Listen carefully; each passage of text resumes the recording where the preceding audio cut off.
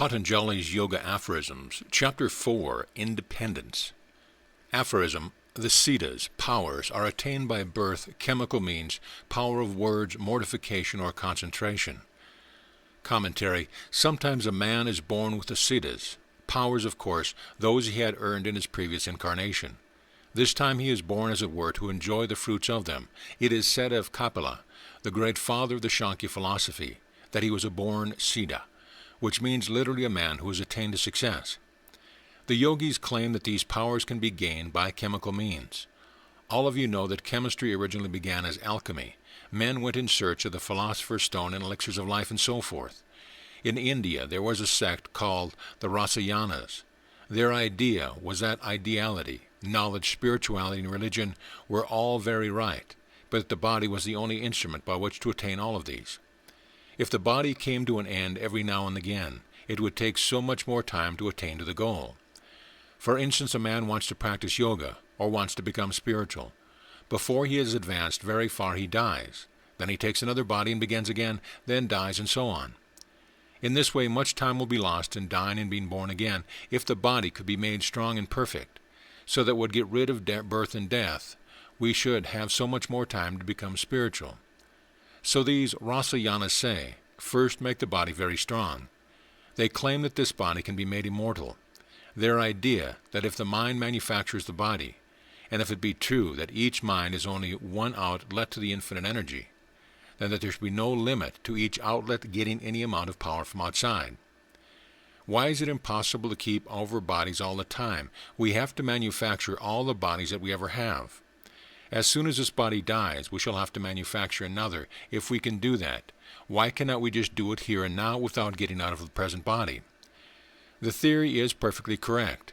If it is possible that we live after death and make our bodies, why is it impossible that we should have the power to make bodies here without entirely dissolving this body, simply changing it continually? They also thought that in mercury and in sulfur was hidden the most wonderful power, and that by certain preparations of these a man could keep the body as long as he liked. Others believed that certain drugs could bring power, such as flying through the air. Many of the most wonderful medicines of the present day we owe to the Rasayanas, notably the use of metals in medicine. Certain sects of yogis claim that many of their principal teachers are still living in their old bodies. Patanjali, the great authority on yoga, does not deny this. The power of words. There are certain sacred words called mantras, which have power. When repeated under proper conditions, produce these extraordinary powers. We are living in the midst of such a mass of miracles day and night, and we do not think anything of them. There is no limit to man's power, the power of words and the power of the mind. Mortification. You find that in every religion, mortification and asceticism, shave, have been practiced. In these religious conceptions, the Hindus always go to the extreme. You will find men with their hands up all their lives until their hands wither and die. Men keep standing day and night until their feet swell, and if they live, the legs become so stiff in this position that they can no more bend them, but they have to stand all their lives. I once saw a man who had kept his hand raised in this way, and I asked him how it felt when he did it first. He said it was awful torture. It was such torture that he had to go to a river and put himself in water, and that allayed the pain for a little while. After a month he did not suffer much. Through such practiced powers, siddhas can be obtained. Concentration. Concentration is samadhi, and that is yoga proper. That is the principal theme of this science, and it is the highest means. The preceding ones are only secondary, and we cannot attain to the highest through them. Samadhi is the means through which we can gain anything and everything, mental, moral, or spiritual. Aphorism. The change into another species is by filling in of nature. Commentary. Patanjali has advanced the proposition that these powers come by birth, sometimes by chemical means or through mortification. He also admits that this body can be kept for any length of time. Now he goes on to state what is the cause of the change of the body into other species. He says this is done by the filling in of nature, which he explains in the next aphorism. Good and bad deeds are not the direct causes in the transformation of nature, but they act as breakers of obstacles to the evolution of nature, as the farmer breaks the obstacles to the course of water, which then runs down by its own nature. Commentary: the water for irrigation of fields is already in the canal, only shut in by gates.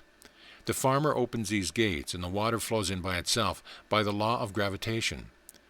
So all progress and powers are already in every man. Perfection is man's nature, only it is barred in and prevented from taking its proper course. If anyone take the bar off, in rushes nature. Then the man attains the powers which are his already. Those we call wicked become saints as soon as the bar is broken and nature rushes in. It is nature that is driving us towards perfection, and eventually she will bring everyone there. All these practices and struggles to become religious are only negative work to take off the bars and open the doors to that perfection, which is our birthright, our nature. Today the evolution theory of the ancient yogis will be better understood in the light of modern research, and yet the theory of the yogis is a better explanation. The two causes of evolution advanced by the moderns, vis-a-vis sexual selection and survival of the fittest, are inadequate. Suppose human knowledge to advance so much as to eliminate competition, both from the function of acquiring physical sustenance and of acquiring a mate. Then, according to the moderns, human progress will stop and the race will die. The result of this theory is to furnish every oppressor with an argument to calm the qualms of the conscience.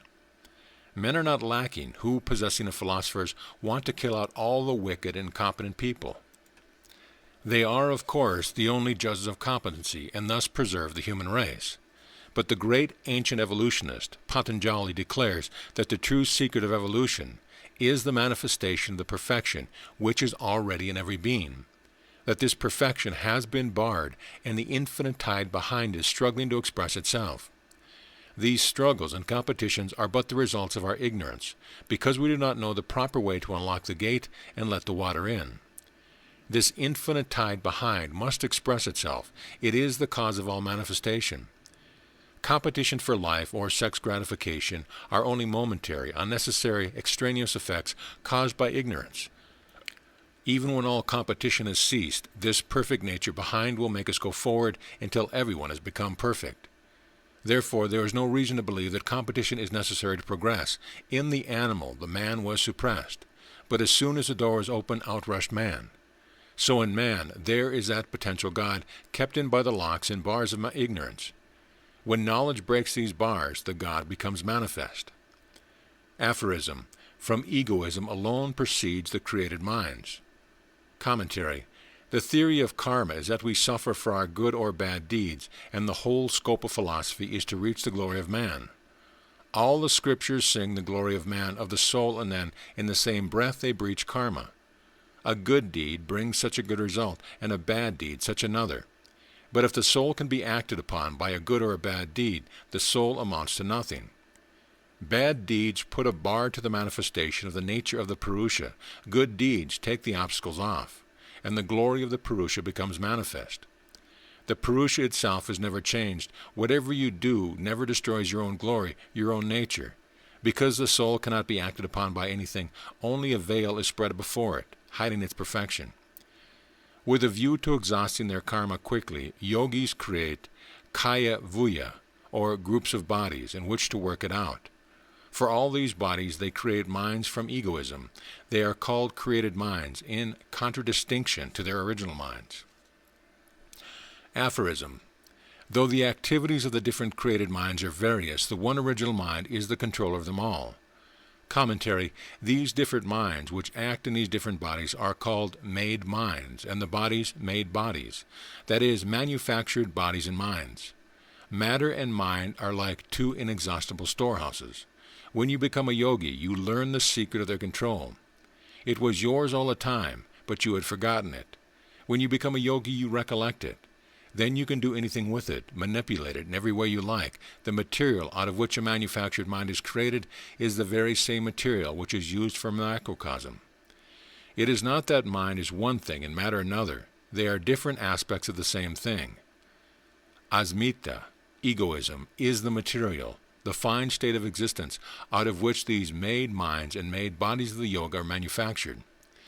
Therefore, when the yogi has found the secret of these energies of nature, he can manufacture any number of bodies or minds out of the substance known as egoism.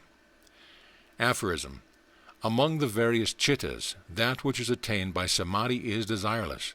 Commentary. Among all the various minds that we see in various men, only that mind which has attained to samadhi, perfect concentration, is the highest. A man who has attained certain powers through medicines, or through words, or through mortification still has desires. But that man who has attained to samadhi through concentration is alone free from all desire. Aphorism. Works are neither black nor white for the yogi. For others they are threefold, black, white, and mixed. Commentary. When the yogi has attained perfection, his actions and the karma produced by those actions do not bind him, because he did not desire them. He just works on. He works to do good, and he does good, but does not care for the results, and it will not come to him. But for ordinary men who have not attained to the highest state, works are of three kinds: black, with evil actions; white, good actions; and mixed. Aphorism. From these threefold works are manifested in each state only those desires which are fitting to that state alone. The others are held in abeyance for the time being. Commentary. Suppose I have made the three kinds of karma, good, bad, and mixed, and suppose I die and become a god in heaven. The desires in a god body are not the same as the desires in a human body. The god body neither eats nor drinks. What becomes of my past unworked karmas, which produce as their effect the desire to eat and drink? Where would these karmas go when I become a god? The answer is that desires can only manifest themselves in proper environments. Only those desires will come out for which the environment is fitted. The rest will remain stored up. In this life we have many godly desires, many human desires, and many animal desires. If I take a god body, only the good desires will come up, because for them the environments are suitable. And if I take an animal body, only the animal desires will come up, and the good desires will wait. What does this show? That by means of environment we can check these desires. Only that karma which is suited to and fitted for the environment will come out. This shows that the power of environment is the great check to control even karma itself. Aphorism. There is consecutiveness in desires, even though separated by species, space, and time, there being identification of memory and impressions. Commentary. Experiences becoming hue become impressions. Impressions revivified become memory.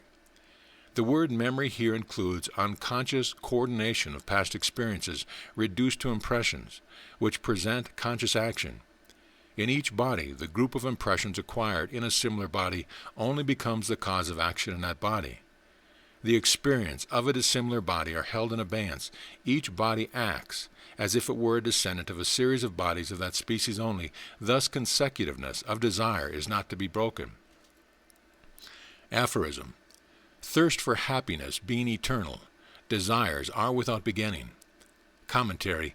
All experience is preceded by desire for happiness. There was no beginning of experience, as each fresh experience is built upon a tendency generated by past experience, therefore desire is without beginning.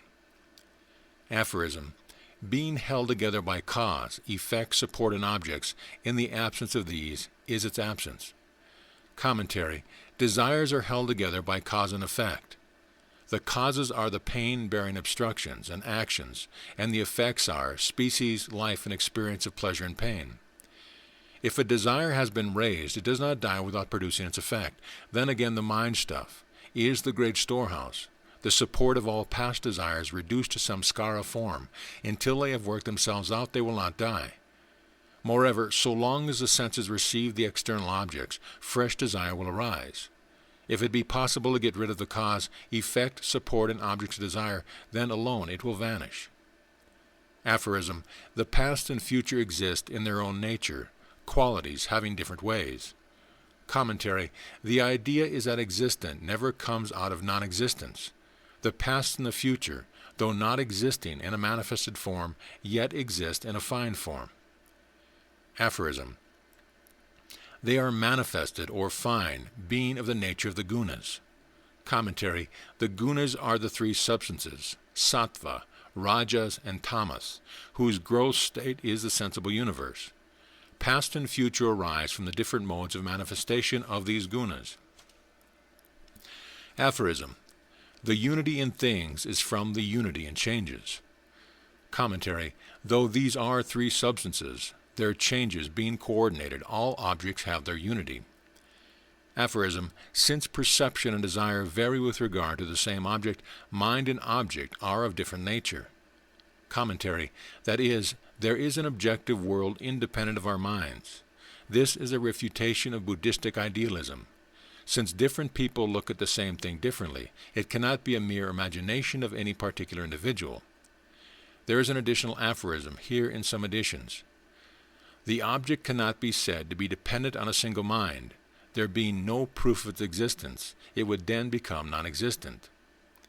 If the perception of an object were the only criterion of its existence, then when the mind is absorbed in anything or is in samadhi, it would not be perceived by anyone and might as well be said to be non-existence. This is an undesirable conclusion. Editor's footnote. Aphorism: things are known and unknown to the mind, being dependent on the coloring which they give to the mind. The states of the mind are always known because the Lord of the mind, the Purusha, is unchangeable. Commentary: the whole gist of this theory is that the universe is both mental and material. Both of these are in a continuous state of flux. What is this book? It is a combination of molecules in constant change. One lot is going out and another coming in. It is a whirlpool, but what makes the unity? What makes it the same book? The changes are rhythmical. In harmonious order they are sending impressions to my mind, and these pieced together make a continuous picture. Although the parts are continually changing, mind itself is continuously changing. The mind and body are like two layers in the same substance, moving at different rates of speed. Relatively, one being slower and the other quicker, we can distinguish between the two motions. For instance, a train is in motion, and a carriage is moving alongside it. It is possible to find the motion of both these to a certain extent, but still something else is necessary. Motion can only be perceived when there is something else which is not moving. But when two or three things are relatively moving, we first perceive the motion of the faster one and then that of the slower ones. How is the mind to perceive? It is also in a flux. Therefore another thing is necessary which moves more slowly. Then you must get to something in which the motion is still slower, and so on, and you will find no end. Therefore logic compels you to stop somewhere. You must complete the series by knowing something which never changes. Behind this never-ending chain of motion is the Purusha, the changeless, the colorless, the pure. All these impressions are merely reflected upon it as a magic lantern throws images upon a screen without in any way tarnishing it. Aphorism: the mind is not self-luminous, being an object. Commentary: tremendous power is manifested everywhere in nature, but it is not self-luminous, not essentially intelligent. The Purusha alone is self-luminous and gives its light to everything. It is the power of the Purusha that is percolating through all matter and force. Aphorism: from its being unable to cognize both at the same time. Commentary: if the mind were self-luminous, it would be able to cognize itself and its object at the same time, which it cannot. When it cognizes the object, it cannot reflect on itself. Therefore the Purusha is self-luminous, and the mind is not.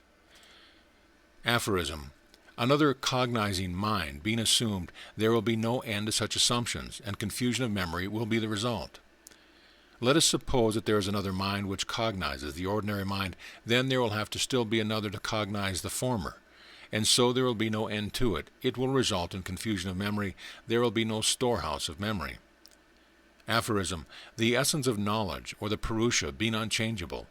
When the mind takes its form, it becomes conscious. Commentary: Patanjalis says that to make it more clear that knowledge is not a quality of the Purusha, when the mind comes near the Purusha, it is reflected, as it were, upon the mind, and the mind for the time being becomes knowing, and it seems as if it were itself the Purusha. Aphorism: colored by the seer and the seen, the mind is able to understand everything. Commentary: on one side of the mind, the external world, the seen, is being reflected, and on the other, the seer is being reflected. Thus comes the power of all knowledge to the mind. Aphorism: the mind, though variegated by innumerable desires, acts for another, the Purusha, because it acts in combination. The mind is a compound of various things, and therefore it cannot work for itself. Everything that is a combination in this world has some object for that combination, some third thing for which this combination is going on. So this combination of the mind is for the Purusha. Aphorism: For the discriminating, the perception of the mind as Atman ceases. Commentary. Through discrimination the yogi knows that the Purusha is not mind. Aphorism. Then bent on discriminating, the mind attains the previous state of kaivalya, isolation. The meaning then would be, the mind becomes deep in discrimination and gravitates towards kaivalya. Editor footnote. Commentary. Thus the practice of yoga leads to discriminating power, to clearness of vision. The veil drops from the eyes and we see things as they are. We find that nature is a compound, and is showing the panorama for the Purusha, who is the witness, that nature is not the Lord, that all the combinations of nature are simply for the sake of showing these phenomena to the Purusha, the enthroned king within. When discrimination comes by long practice, fear ceases, and the mind attains isolation. Aphorism. The thoughts that arise as obstructions are from impressions. Commentary. All the various ideas that arise, making us believe that we require something external to make us happy, are obstructions to that perfection. The Purusha is happiness and blessedness by its own nature, but that knowledge is covered over by past impressions. These impressions have to work themselves out. Aphorism. Their destruction is in the same manner as of ignorance, egoism, etc., as said before. Even when arriving at the right discriminating knowledge of the essences, he who gives up the fruits, unto him comes, as the result of perfect domination, the samadhi, called the cloud of virtue. Commentary.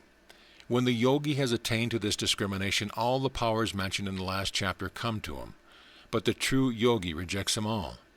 Unto him comes a peculiar knowledge, a particular light, called the Dharma Mega, the cloud of virtue.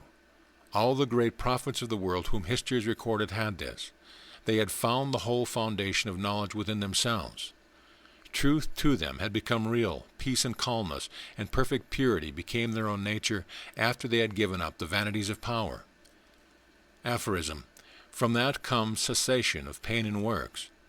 Commentary. When that cloud of virtue has come, then no more is there fear of falling. Nothing can drag the yogi down, no more will there be evils for him, and no more pain. Aphorism. The knowledge, bereft of covering and impurities, becoming infinite, the noble becomes small. Commentary. Knowledge itself is there, its covering is gone.